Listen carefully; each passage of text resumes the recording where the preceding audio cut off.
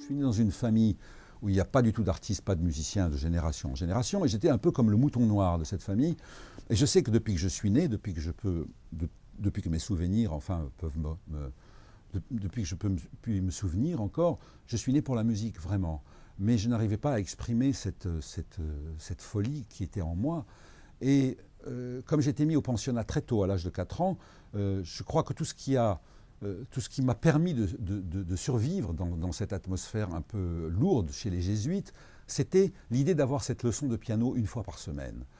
Et mon professeur ne m'aimait pas, parce qu'il me donnait 4 lignes à parfaire, et moi, dès que j'étais seul en train de travailler sur mes exercices, je lisais les autres lignes, je tournais les pages, je lisais. Tout ce que je voulais, c'était dévorer de la musique, parce que je sentais tout de suite que je n'allais pas être un pianiste virtuose, mais probablement un compositeur. Donc j'ai passé mon enfance à papillonner, à lire autant que j'ai pu de partitions de piano, puis après de trio de quatuor. Et ce qui m'a beaucoup aidé aussi, c'est de relever. À l'époque, on avait des LP. Je me souviens que je relevais les chansons de Claude Nougaro avec l'orchestration, qui était celle de Michel Legrand, que je relevais tous les albums des Beatles, tous les détails, batterie, etc., guitare, les quatuors, les quintettes écrits par George Martin ou autres, et John Coltrane, Thelonious Monk. Donc j'ai beaucoup relevé de musique, j'ai beaucoup lu de musique.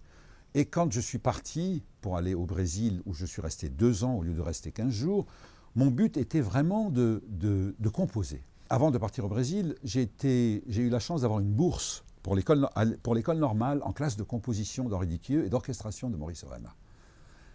Je suis arrivé dans cette classe d'Henri Dutilleux où j'ai rencontré un homme d'une affabilité, d'une gentillesse, d'une simplicité extraordinaire, mais j'étais entouré par des premiers prix de conservatoire, tous, du Conservatoire de Paris, de Vienne, de Rome, etc. Et je me suis dit que j'étais vraiment comme un touriste dans cette classe. J'entendais Dutilleux parler, nous donner des exercices d'orchestration qui passaient par Ohana, nous donner des exercices à faire, notamment des visions fugitives de Prokofiev, il fallait orchestrer une pièce, etc. Et je faisais tout ce que je pouvais, mais je savais bien que je n'avais pas les moyens de faire ce que je pouvais. Parce que je n'avais pas étudié autre chose que le solfège, je n'avais pas étudié l'harmonie, le contrepoint, la fugue, rien.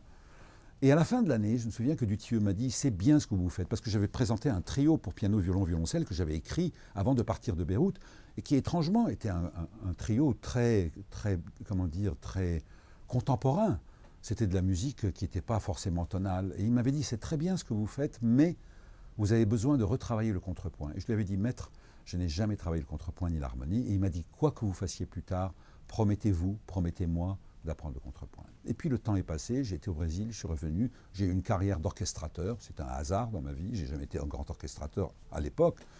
Et j'ai fait toutes ces orchestrations pour Johnny Hallyday, Gilbert Bécaud, Charles Aznavour, Sylvie Vartan, Michel Jonas, etc. Et en 1978, j'ai décidé de m'arrêter et d'écouter mon maître, car il est mon maître finalement, mon maître à penser, mon maître à musique, mon maître en tout.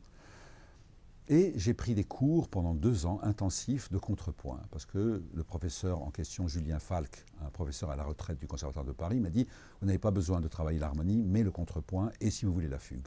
Donc j'ai étudié le contrepoint autant que j'ai pu, et la fugue, et ça a changé complètement ma vie.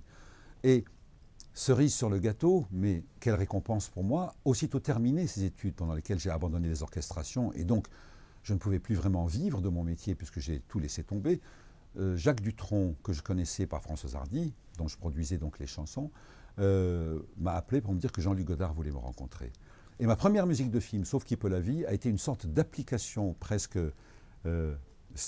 scolaire de ce que j'avais appris en contrepoint. Comment, à partir d'un thème donné, qui était 4 mesures de Ponchielli auxquelles tenait Jean-Luc Godard, comment on peut développer et créer une musique de film. C'est ainsi que j'ai débarqué dans la musique de film.